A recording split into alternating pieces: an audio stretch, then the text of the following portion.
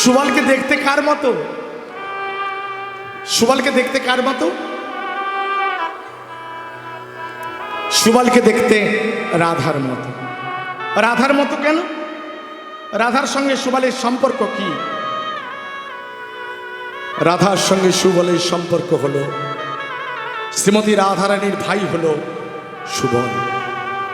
কিসের ভাই? কেমন ভাই? বৃষভানু রাজার ছিল 3 ভাই। কজন ভাই ছিল?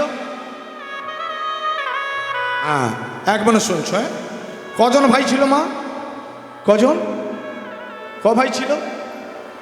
আমি বলেছি কজন ভাই ছিল? 3 জন ভাই ছিল। কজন ভাই? 3 জন ভাই। 3 জন ভাইয়ের নাম কি? রাধারানীর বাবার 3 জন ভাই। কি নাম? বৃষভানু, চন্দ্রভানু আর সুভানু। বৃষভানু রাজনন্দিনী শ্রীমতী রাধা। চন্দ্রভানুর একটা ছেলে একটা মেয়ে। ছেলের নাম ছিল শ্রীদাম আর মেয়ের নাম ছিল চন্দ্রাবতী। সুভানুর একটা ছেলে যার নাম ছিল সুবল। এই সুবল রাধারানীর ভাই হয়ে এসেছে। রাধারানীর ভাই হওয়া তো এত সহজ নয়। কেন হলো? এমন কি পুণ্য করেছে যে রাধারানীর ভাই হয়ে জন্মগ্রহণ করলো এবং ভগবান শ্রীকৃষ্ণের প্রিয় মর্মসখা হলো? ফল ভালো করতে হয়। অনেকে বলেন আমি গরিব মানুষ, যদি একজন মন্ত্রীর ভাই হতে পারতাম তাহলে আমার অনেক টাকা থাকতো। ভাগ্য করতে হবে, তাই না? কিন্তু এই সুবল কে ছিল? আপনারা জানেন যে ভগবান এত কৃপাময়, ভগবান এত দয়াময়, তিনি জাতি দেখেন না। ভগবান জাতি ভেদাভেদ করে না। তা যদি করতো ভগবান, উহর চণ্ডালকে রাম অবতারে তিনি আলিঙ্গন করতেন। আজ এই সুবল ছিল রাক্ষস বিভীষণের পুত্র তরণী। এই তরণী এমন কি পুণ্য করেছে জীবনে? এই যে মা, এই তরণী এমন কি পুণ্য করেছে, রাক্ষস কুলে জন্মগ্রহণ করে পুণ্য করেছে। কি পুণ্য করল? যে রাবণের ঘরে বসে রাম নাম বলতে মানা, যে রাবণের ঘরে বসে রাম নাম শুনতে মানা, যে রাবণের ঘরে বসে রামচন্দ্রের ভজন করতে মানা, সেই রাবণের ঘরে বসে বসে মা সরমার মুখে শুনেছে তার পিতা বিভীষণকে রাবণ মেরেছে লাথি। বিভীষণের দোষ কি ছিল? বিভীষণ বারে বারে শুধু বলেছিল রাম ভগবান, রাম ঘরণী সীতাকে তুমি ফিরিয়ে দাও। এইটুকু ছিল বিভীষণের দোষ। রাবণ মেরেছিল লাথি, যার জন্য বিভীষণ রাজ ঐশ্বর্য ত্যাগ করে ওই রামের চরণ আশ্রয় নিয়েছিল। সেই বিভীষণের পুত্র তরণী আজ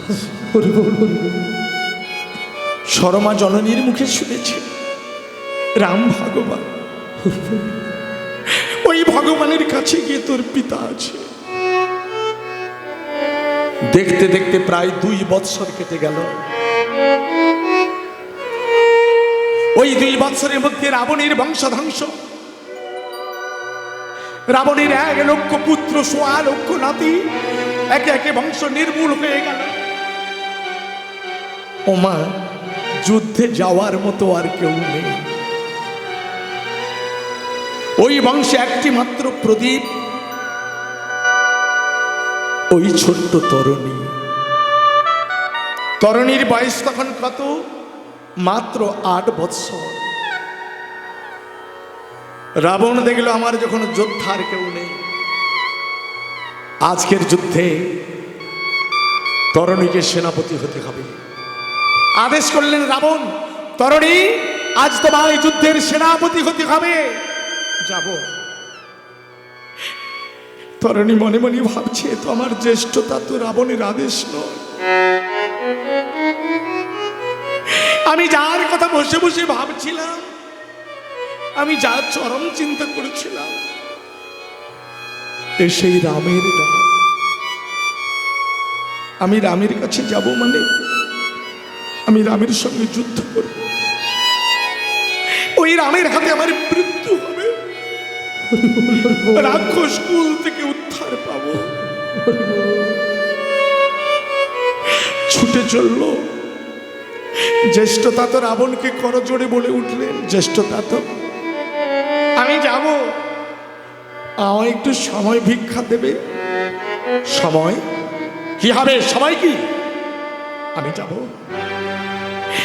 জননী জন্মভূমিশ্চ স্বর্গাৎ বিগড়িয়েছে,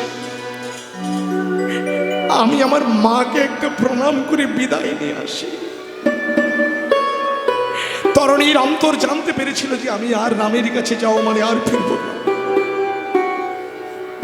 তাই জনমের মতো মাকে একটা প্রণাম করে আসি।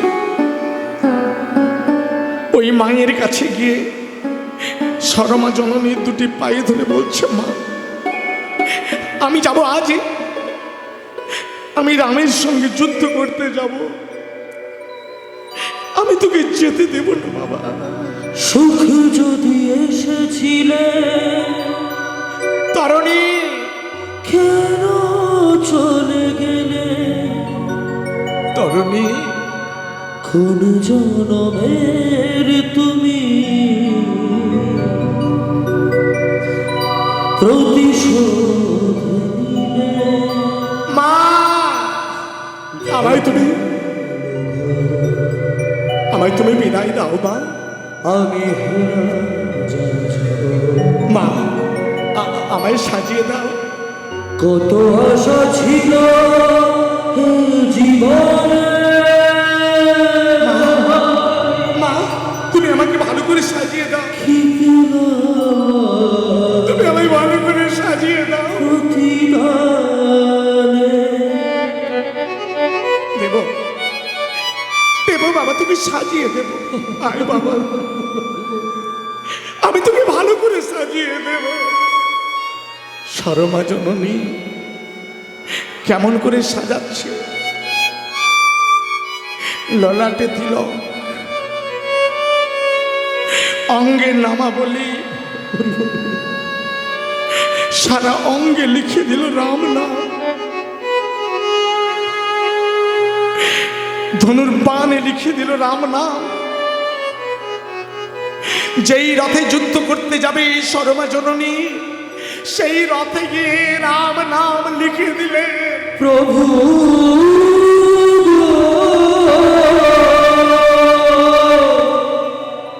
মা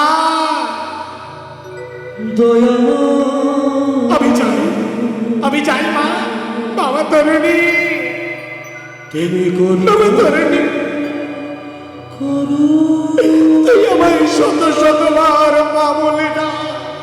করুণা করো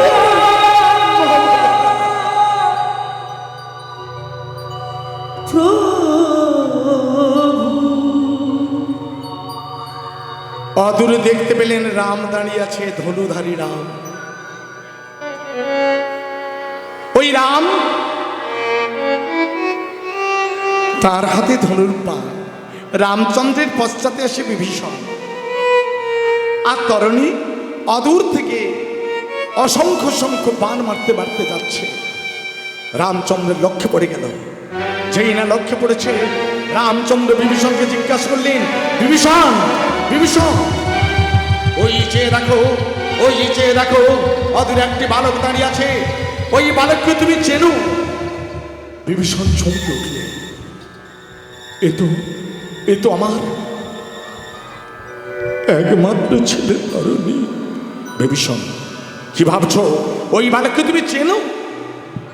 বিভীষণ মনে ভাবলো, যদি বলি আমার ছেলে তবে ফিরিয়ে দেবে, আর যদি বলি আমি চিনি না হয়তো বিনাশ করবে।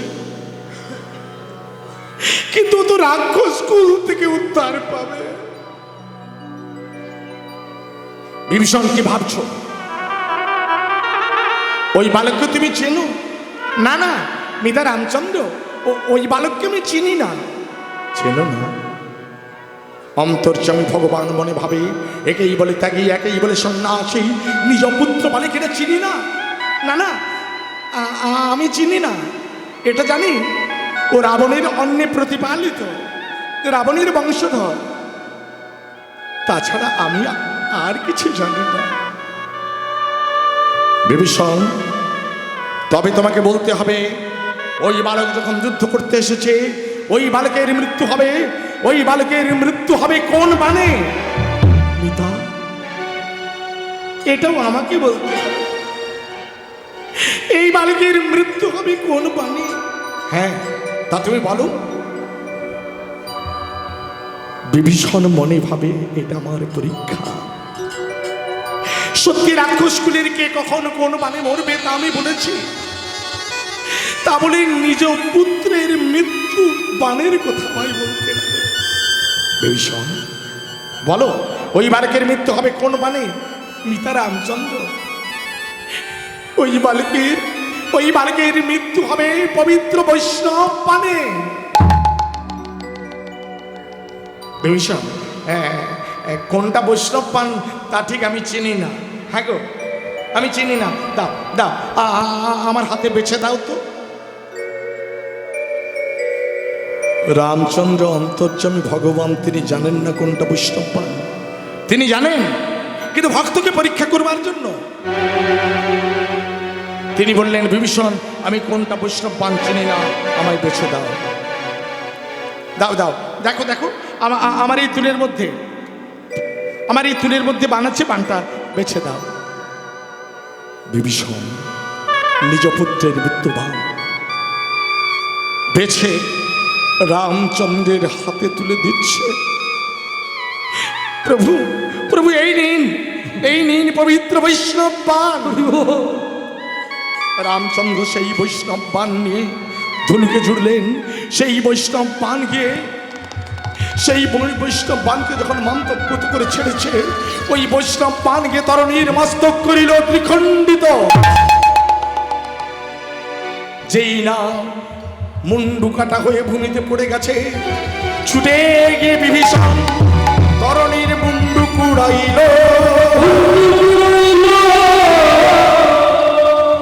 তরণীর কাটা মুন্ডে চুম্বন করিল।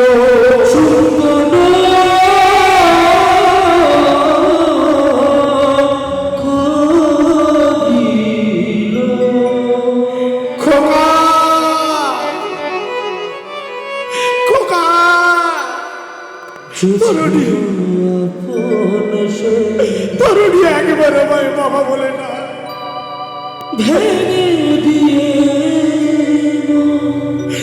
একবার আমায় বাবা বলে না। খোকা, খোকা,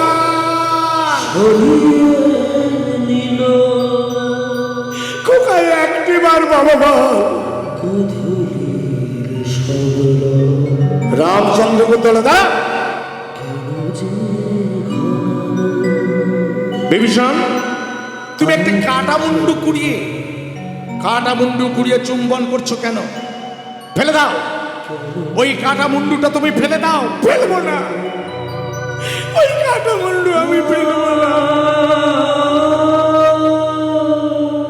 এই কাটা মুন্ডু আমি ফেলবো না। ফেলবে না কেন? ওই বালককে তুমি চেনো? আমি চিনি কিনা তুমি জানো না? না, তুমি না অন্তর্যামী ভগবান, তুমি জানো না ওই বালক যে আমার একমাত্র পুত্র। বিভীষণ, তোমায় কতবার জিজ্ঞেস করেছি, তুমি এই বালককে চেনো? তুমি বললে আমি চিনি না। তুমি এই বালককে জানো? তুমি বললে আমি জানি না। তুমি বললে শুধু রাবণীর বংশধর, আর এখন বলছো তোমার ছেলে। বিভীষণ, আমি জানি না। আমি তোমার পুত্রকে বাণ মেরে বিনাশ করে ফেলেছি।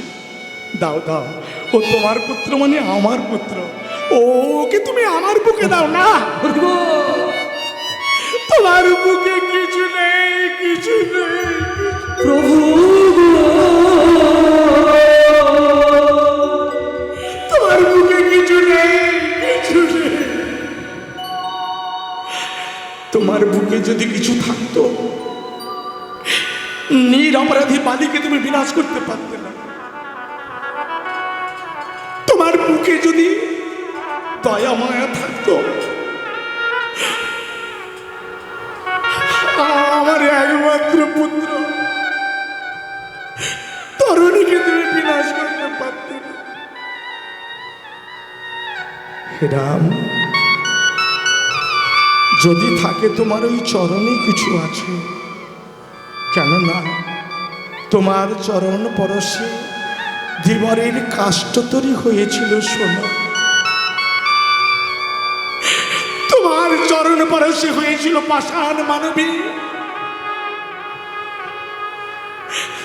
তোমার চরণ থেকে উৎপত্তি হয়েছিল পতিত পাবনী গঙ্গা। গঙ্গার উৎপত্তি তোমার চরণ থেকে হয়েছে। যদি থাকে ওই তোমার চরণে কিছু আছে, তোমার চরণটা আমার তরণীর ছিন্ন শিরে একবার দাও।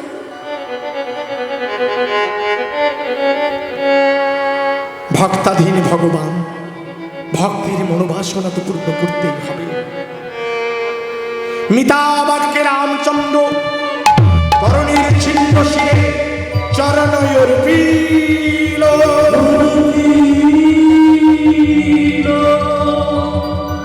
তরণীর কাটা মুন্ড সীতারাম সীতারাম বলিয়া উঠিল।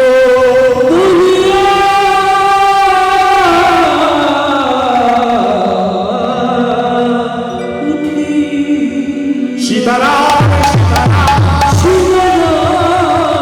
সীতারাম সীতারাম সীতারাম সীতারাম সীতারাম সীতারাম।